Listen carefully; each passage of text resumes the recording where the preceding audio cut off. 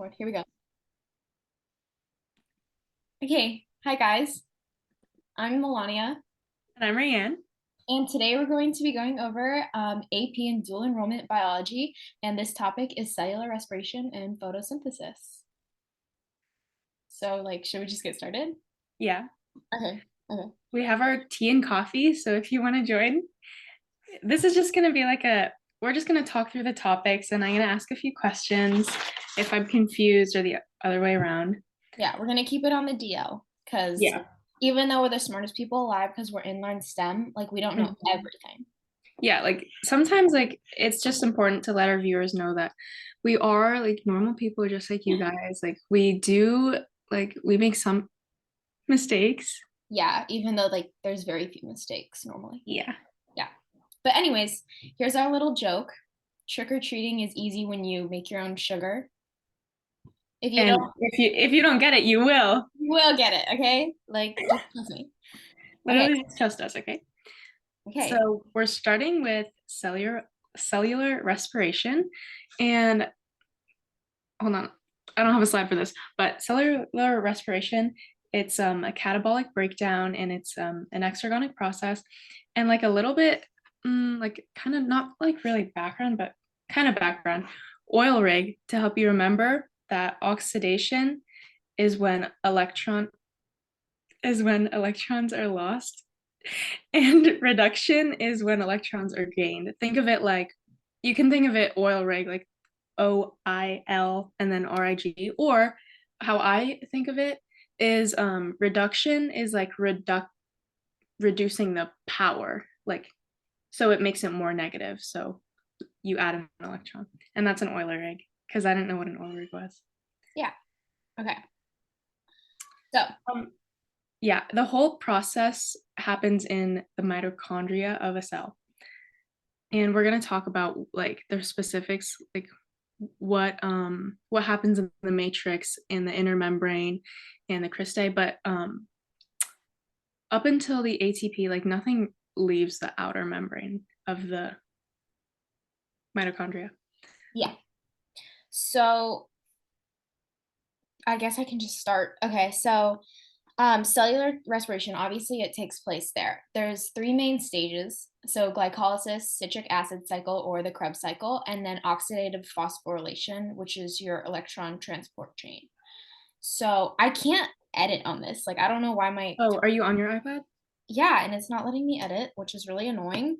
But Oh, do you want to use the whiteboard on here? I might be able to. Well, no, the whiteboard doesn't let me do it either. Hold on, do you see this though, right? Actually, hold on. Oh wait, okay, I got this. I got this. Okay, we're good actually. Okay. Now look, right? Wait, actually, maybe not. Wait. Okay, never mind. It doesn't work. Anyways, Do okay. you, hold on, do you see this when I draw on the screen? Oh wait, yeah. Okay, bet that'll work. Okay. So Then do you want to draw on the screen? yeah, I can do that. So glycolysis, though, we don't really need to draw for this one. Yeah. Glycolysis is aerobic or anaerobic, which means that there's no need for oxygen. Okay. So glycolysis is going to occur whether you have oxygen or whether you don't. But the citric acid cycle and oxidative phosphorylation, those need oxygen in order to work. So if you have an anaerobic or a stage where you have no oxygen that you can actually take in, you're only going to perform glycolysis. So let's just go over all three of them and just keep that in mind that we're really talking just about an aerobic Got it. state. So, Rand, do you want to take this one or do you want me to? Um, I can start and then you can add on. Okay. Basically, in glycolysis, it breaks down glucose, and it breaks the final. Is it the gamma? It breaks the gamma phosphate group away from the other two phosphates, and that makes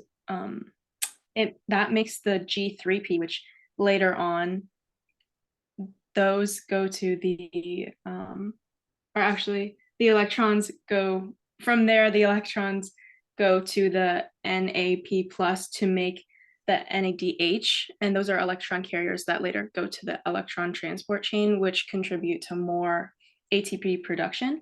And glycolysis, there's a net gain of 2 ATP because it does use 2 ATP, but it makes 4. So there's a net gain of 2.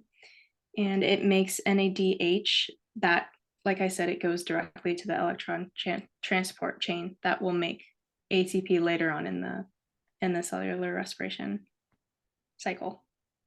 Yeah. Do you want me to, I guess I can just kind of restate it in my own words. So like if Yeah. she misses anything or if it doesn't make sense. So basically, you're taking glucose, and this glucose doesn't actually have to be pure glucose because obviously we don't just eat glucose. So we perform catabolic reactions where we break down our food and then anabolically rebuild them up in order to get these glucose molecules. We then perform glycolysis where we take the 6 carbon glucose molecules and we separate those into 2 3 carbon molecules, which are called pyruvates. So you're going to have, as you can see, there's 2 pyruvates, and those will go through the Krebs cycle once each. So then there'll be 2 cycles of that, but we'll talk about that later on. And when you're doing this, because you're breaking things down, obviously, that's a catabolic. So you're going to produce ATP. So because you're breaking 2 things down, if that makes sense, you know how there's 2 pyruvates, you're going to get 2 ATP. And yeah, like you were saying, there's alpha, beta, and gamma phosphate groups, and those on the triglyceride. And the last bond between the two, which is in between the beta and the gamma, that breaks off, and that's where your ATP is. But so your energy is formed, and ATP is similar to like currency. It's just the currency of all energy basically for organisms. And you're also going to take your NAD plus and you're going to gain hydrogens on those, and those are going to be sent straight to the 3rd cycle. And so you're going to have 2 NADHs that are going to be formed from this. So is that it? Yeah, I think so. Okay. So the next cycle. Or So, actually, it was also in the cytoplasm of the oh yeah, mitochondria. you should probably say that. Okay, well, yeah, that's in the cytoplasm. Now we're going to move into the mitochondria, and we're going to be in the mitochondrial matrix. That's where the citric acid or Krebs cycle is. Yeah. But before it enters that, there's kind of like a prep step, Mhm. which where the 2 pyruvates, they convert into acetyl CoA before they enter the Krebs cycle. Yeah, so they're with coenzyme A, and that becomes acetyl-CoA. And so, as you can see, these pyruvates, you can see at the top that they're bonded. That's the prep step. And then once acetyl-CoA is created, you're going to enter the Krebs cycle. And remember, there's 2 pyruvates. So I'm going to talk about this like just a cycle once, but it's cycling twice. So you're going to enter the Krebs cycle, and you're basically going to go through, it's a huge process, but you're going to release water is one thing that you need to know. You're going to release water in this because you're breaking down your pyruvates, and you're just using that to form the next step for the electron transport chain. So I would not say that this is actually meant to make ATP. It's another prep step, kind of like glycolysis. We're just preparing for the ETC. So in this, the big things that you need to know is that it produces NAD or NADH and FADH2. And those will be used in the ETC stage. And when you're doing this, you're releasing water. So that's where you'll get your water from. But besides that, those NADH and FADH are going to go to the next step. And you do actually make another 2 ATP here, but it's not really like the #1 priority. Okay, I have a question about the producing water. So it takes the hydrogen from, does it take the hydrogen from the NADH and then combine it with an oxygen that's like in the matrix? I believe so. Yeah, it does. It's Okay. kind of like the Calvin cycle, but like the opposite. Yeah. Okay. Um, it'll have 3 NADHs will be produced per 1 cycle, and 1 FADH will be produced. So when you do 2 So cycles per pyruvate, right? Yeah, so when you do 2 cycles, you're gonna have 6 NADHs produced here, and you're gonna have 2 FADHs produced. And just to keep in mind, every one NADH that is made, like one NADH will be able to produce 3 ATP, and one FADH2 will be able to produce 2 ATP. So just keep that in mind for the electron transport. Okay. Oh yeah, we forgot to say. So these the NADH, because these were normally NAD plus and FAD plus, right? Because they're the carriers. Yeah. So these carriers are empty basically. Their batteries are really low and they want charge. So you add the electron on, and now these batteries are full, and they are going to get sent to the ETC, which is in the cristae, which is it's the inner membrane folds on the matrix. And these electrons that are being carried are like really excited. Like I don't know why, but they are really excited. So yeah, just go with the flow. So we are now in the oxidative phosphorylation or electron transport chain stage. I'm just gonna draw a mitochondria in Okay. case, because there was like a picture in the beginning, but we might have forgotten.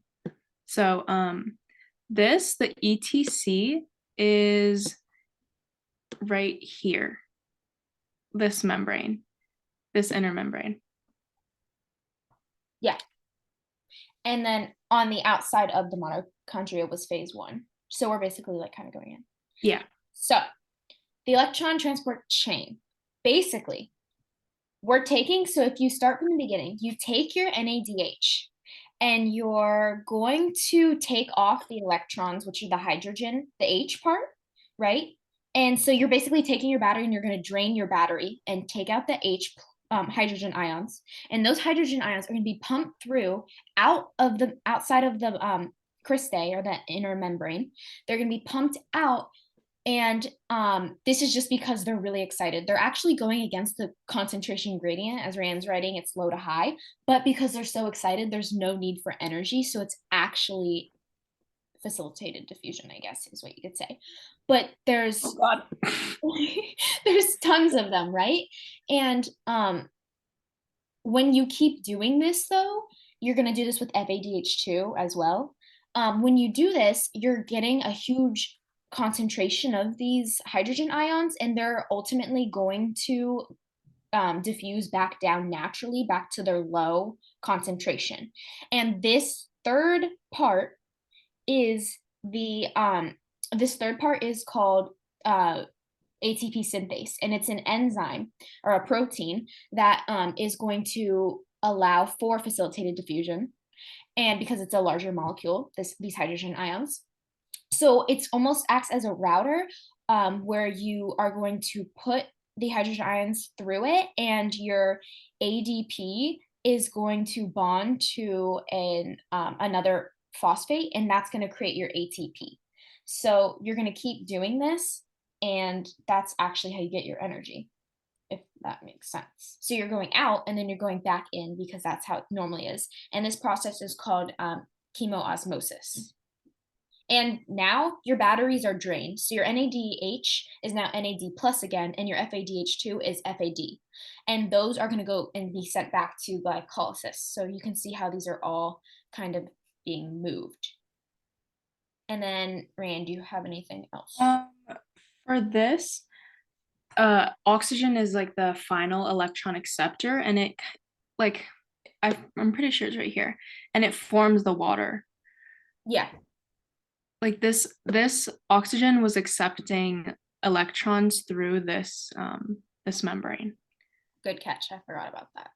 So yeah, oxygen will send it up that one last time. And then obviously, because the H is together, it'll leave. And then that's your product. Okay.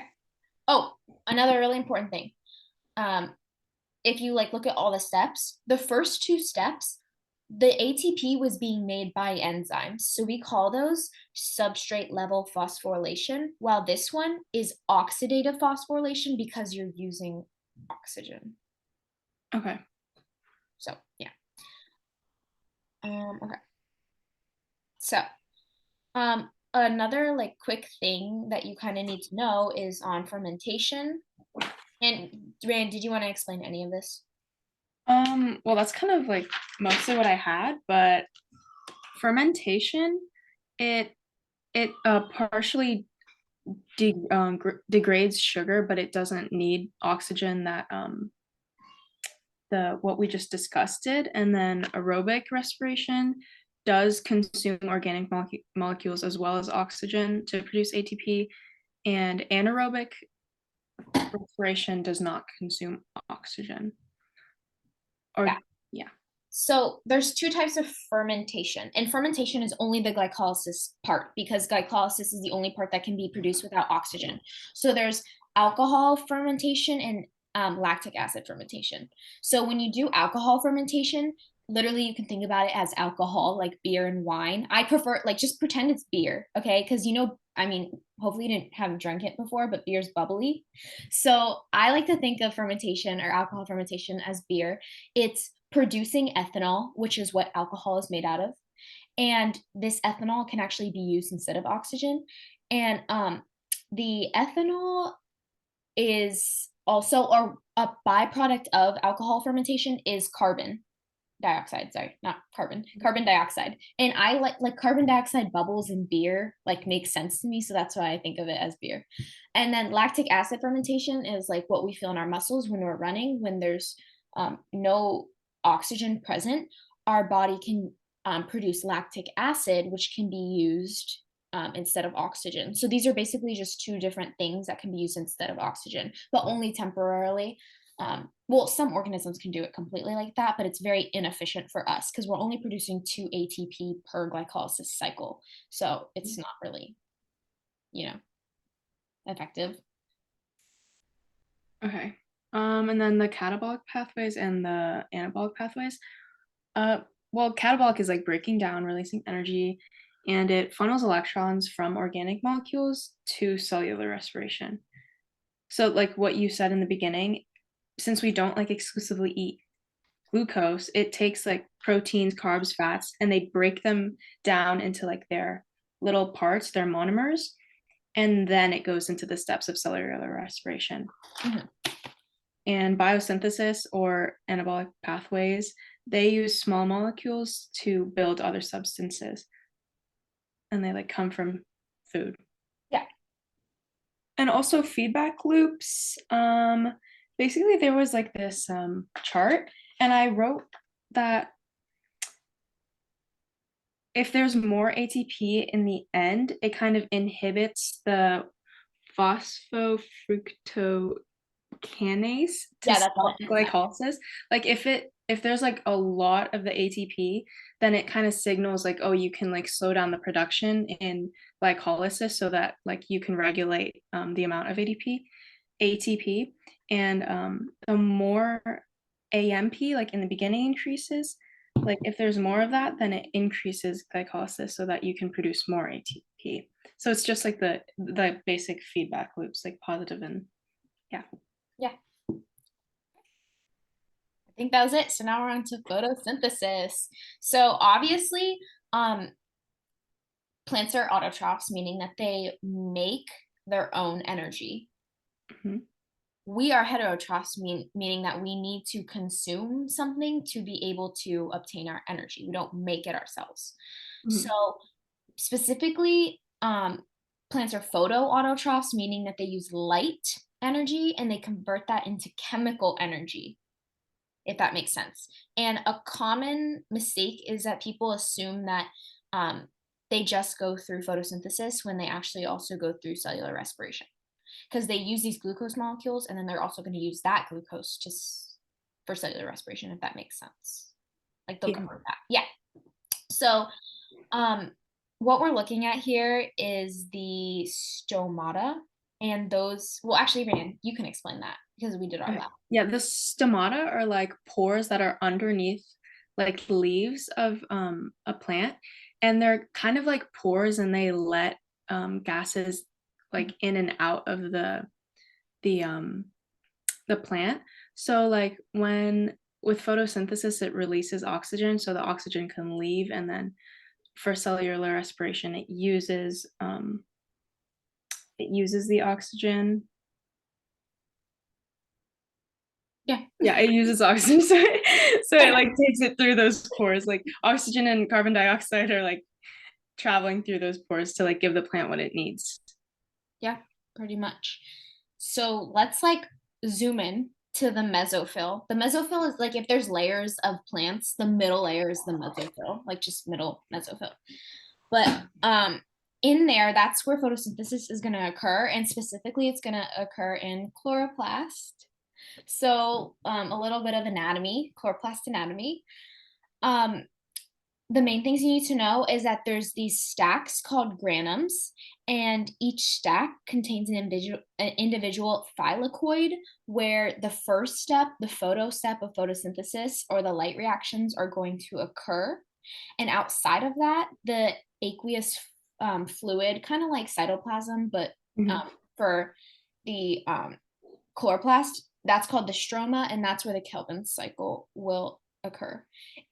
And similar to mitochondria, there's like a theory where these cells were both the chloroplast and mitochondria were consumed by another cell, and that's why it's a double membrane system. Okay.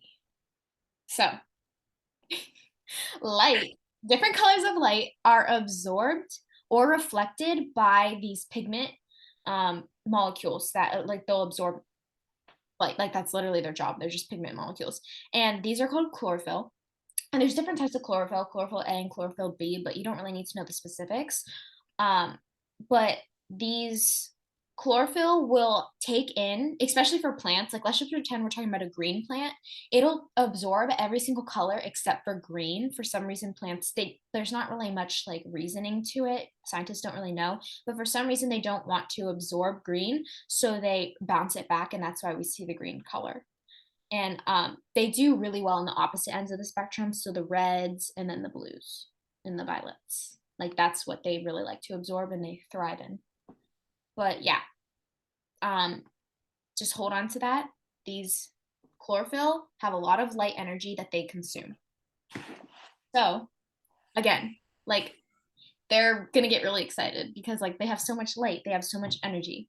So the electrons are going to get super duper excited, and we're gonna enter the first stage. I don't know why it says bicycle there.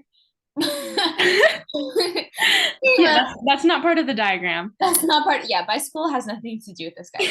But they're gonna enter the first stage, which is the photo stage, and there's um, photosystems 2 and photosystems 1. So as you can see, the light like shines down on that, and I think, yeah, okay. This is kind of a basic diagram of what we're gonna do. The first part, light reactions, is the photo, and then the second part is the synthesis or the Kelvin cycle. And synthesis, like we're making sugar. It's kind of the whole thing. So, this is the photos part of it, and basically that light is going to go and hit photosystem 2 or the first photosystem, and the electrons are going to get like super duper excited. And these electrons, by the way, are from water.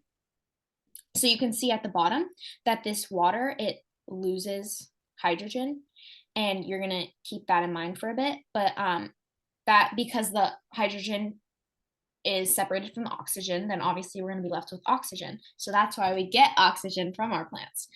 But anyways, these electrons, there's mainly two things happening here, but these electrons are going to be pumped through a series of enzymes, and they're going to go all the way up to photosystem 2, and they're going to be used to produce NADPH. So it's another battery or electron carrier that will be sent to the Kelvin cycle.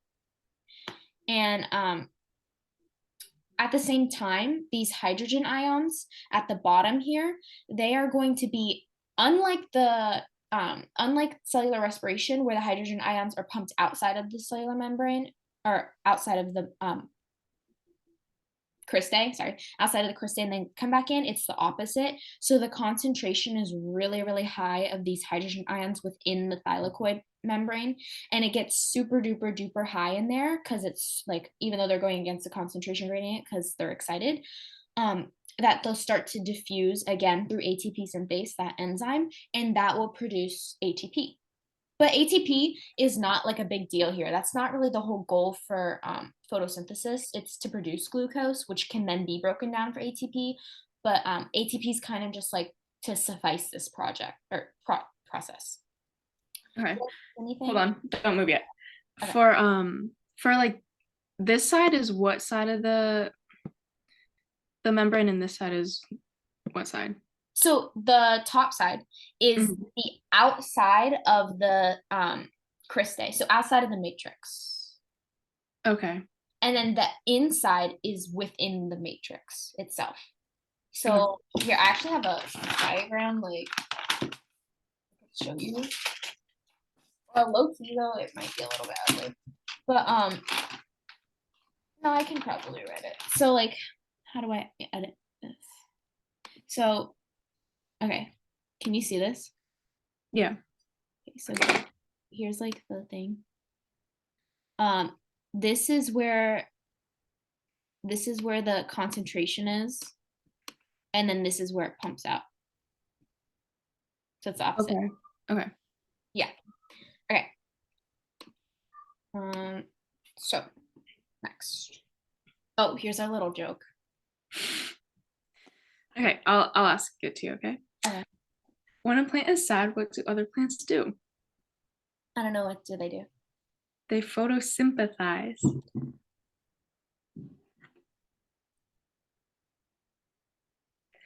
Okay. Okay. Okay, so now we're taking that now we're taking that NADPH and we're going to the Kelvin cycle. Kind of not the Krebs cycle, but Kelvin cycle. And this is where we're gonna produce glucose. It's really confusing. Like, I'm not even gonna lie. Like, this is a really hard step, but we can do this together. Like, we can do this. Basically, you can correct me too, Ryan, if I'm wrong, or like not if I'm wrong, but you can add things on. You're taking the you're taking carbon dioxide, like, because the first step we used water. Okay, we used water to get our hydrogen, or no, Yeah. yeah, to get our hydrogen ions, sorry, and then we produced oxygen. This time we're taking the carbon dioxide that we took in, and we're gonna basically take those carbon dioxide, and it's like so there's 3 molecules of CO2, so that means there's 6 carbons, and this enzyme called Rubisco is gonna break down these carbons back and forth. It's gonna go from 6 to 5, back to 6, back to 5. Like, it's just gonna keep doing that to make, ultimately at the end of the day, it's gonna try to make glucose. Okay, but we can't get there yet.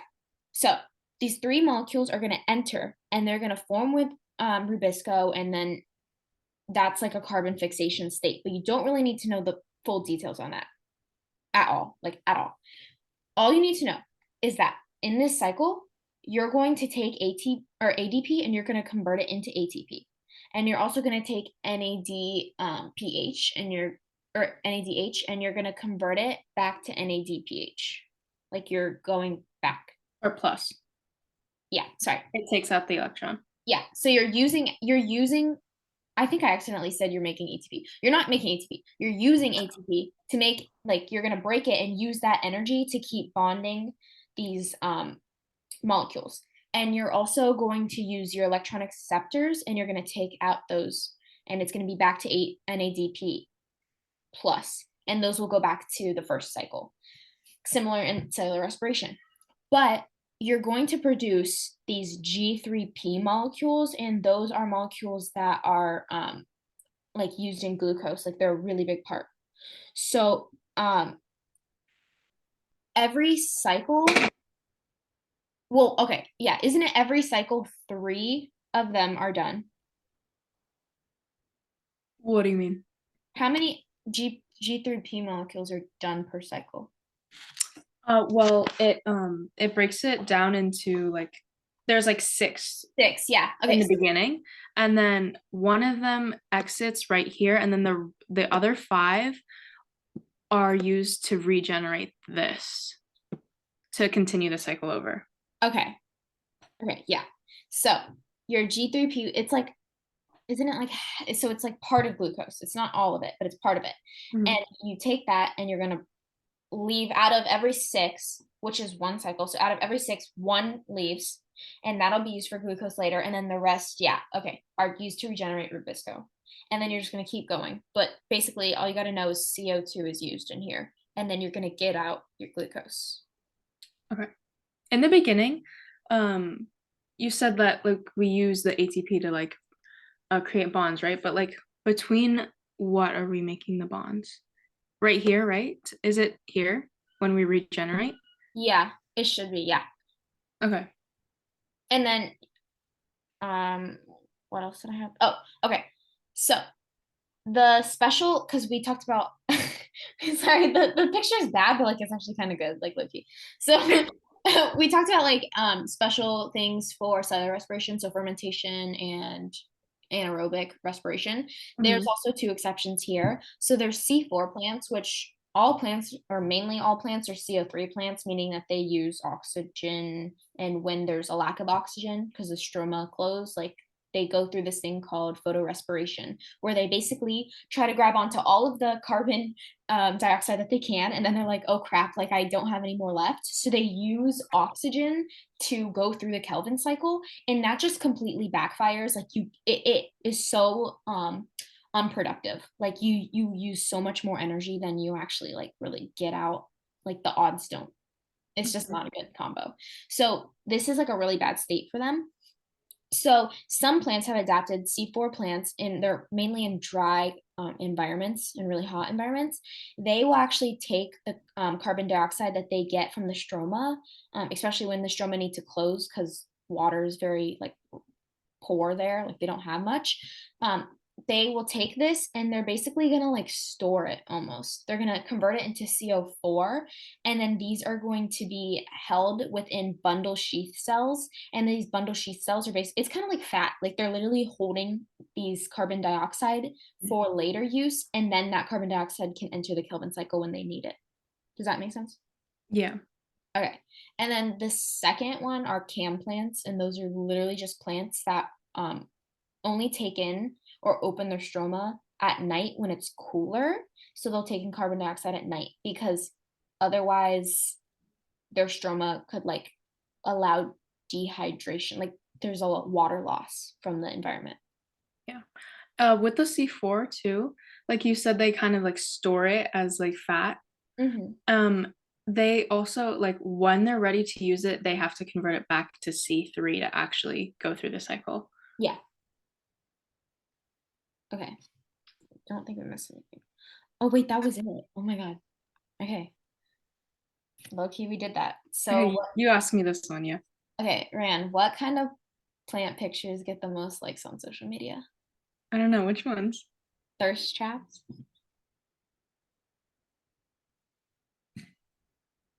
That was a good one. Thank you.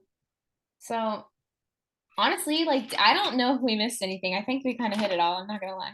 Yeah, I think we're pretty good. But like honestly, leave your questions in the comments. Yeah, like Learn STEM will answer your questions, and like hopefully you enjoyed this type of what fireside chat. Yeah, fireside chat, like with our drinks. Yeah, and it just like remember, I don't know, like oil rig kind of saves me. I'm not gonna lie. Yeah, oil rig, honestly. Honestly, like I guess I could say part of oil rigs, so there's oxidation means that you're losing electrons, right? But those are called reducing agents, and reduction is when you gain electrons, but those are called oxidating or oxidative agents. It's like the opposite. So just I guess remember that for the quiz, but like besides that, like I literally think we hit all of the points, and hopefully you understand this now. Yeah, yeah. Comment down below if you understand this joke. Yeah, comment, literally explain to us in the comments what this Yeah, is. yeah. What is photosynthesis? Like, Yeah. you tell me. Yeah, like I don't know. You tell me. It's not my job. You're the teacher now, I guess. Hey, you're the teacher. The student becomes a master. Exactly. Okay. Okay. Good night. Yeah. Bye, guys. Good luck.